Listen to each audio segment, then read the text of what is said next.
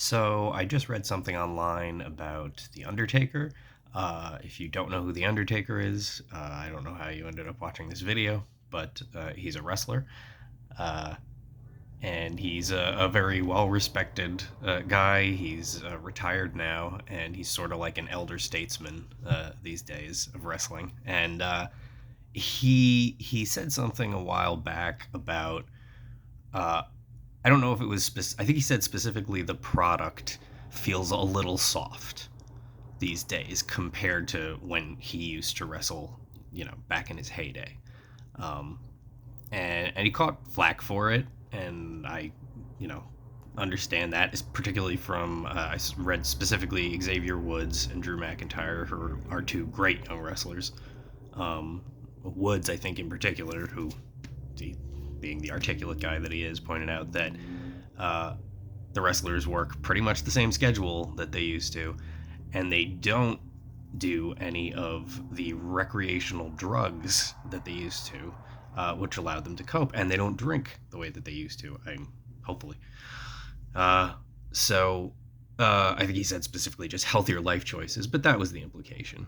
And I think that's true that while that was maybe it was a more dynamic product, definitely, uh, but it wasn't good for people, and they don't do things that way anymore. There's a lot of things that, there's a lot of directors who are great, who made great films, and I don't think I'd want them to be any other way. But then you hear about some of the things, and I'm talking about, William Friedkin, not Harvey Weinstein.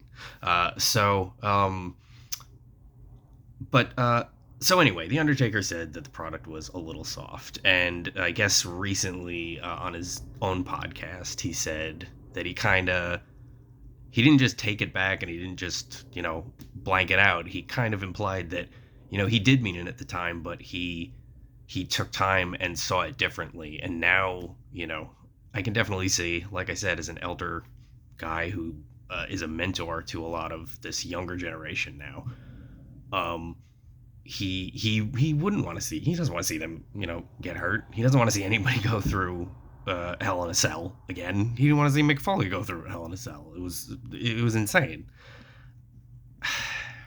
It's one of those things that I wrestle with. I didn't mean to do that. I love Hell in a Cell is one of my favorite matches ever. Most people's. Mick Foley's one of my favorite wrestlers ever. One of my favorite people ever. But yeah, I get, if you would ask me in the moment, should we stop the match? I'd say, yeah, we should probably stop the match. But so yeah, something like that won't happen anymore, and that's a good thing. And not doing that doesn't make the product or anybody soft, and they're definitely not soft. They're beating the shit out of each other every day. But I just wanted to point out that this is the think about the Undertaker. This is the one ding against him in, what is it, 30 years? The only time I've never heard somebody say, like, oh yeah, he brushed somebody off, or there's stories about him being cranky, but uh, this is the only time he doesn't have any JBL kind of reputation around him, so I was just, even if he was a bit, uh, and even the thing that he did say, the worst thing that he ever said is that things are a little soft. Like, that's gotta be the most mild insult in the history of wrestling. So, I just think that's something to be kept in mind. And, I think people, that's got to be everybody. I'm sure Woods and Drew, if you ask them today, would be, oh, yeah, it's The Undertaker. Well, he said one thing once. But anyway, I just wanted to say that.